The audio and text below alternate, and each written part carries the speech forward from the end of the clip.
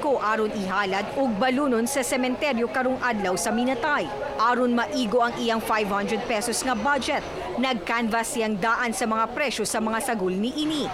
Ang bugas malagkit 50 pesos ang kilo, ang malagkit tapol 70 ang kilo. Ang asukal 35 pesos ang brown, 54 pesos ang kinugay ug 50 pesos ang white sugar. Maski nga wala na to sila mga lulag-lulo na mo, pero tradition gina na mga nagahalad ni. Na kasanayan ba sa Tagalog pa, og mo na ginahalad nila sa mga patay.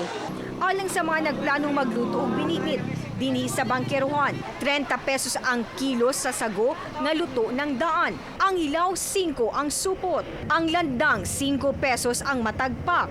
Ang lubi, tag 38 pesos ang kilo. Pero ang ubang mga sagol mitaas ang presyo. Sama sa saging nga 12 pesos ang kilo sa miaging simana, karon 30 pesos na. 15 pesos sab ang gitaas matag kilo sa ube nga tag 50 na karon. 8 pesos sab ang gitaas sa kamote ug gabi nga 30 ang kilo karon. Magkano po yun sa kataas? Pag abot sa kalag-kalag. Pero para sa uban nga wala gyud panahon nga magluto, daghan nag mga kapilian nga mga kakanin nga ready to eat na nga pwedeng baunon sa pamilya sa ilang pagbisita sa mga sementeryo. Ang puto, 2.50 ang buok, 6 pesos ang sapin-sapin. Tag 10 ang puto sa kutsinta o bikos, samtang 20 pesos ang puto sa suman.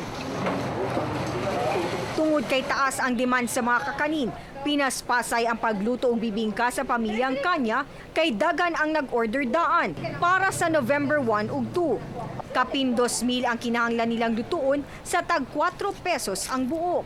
Mas madaghan siya kaysa sa kanang regular lang nga Kapamilya mao kadtong kinatibukan sa TV Patrol Southern Mindanao karong adlawng Huwebes, Oktubre 27, 2011. Nga 59 kaadlaw na lang, una ang Pasko. Tungod kay bisan asa ang balita, tuwa kami. Ug among ihatod kaninyo bisan asa ka man sa kalibutan. Mayong hapon.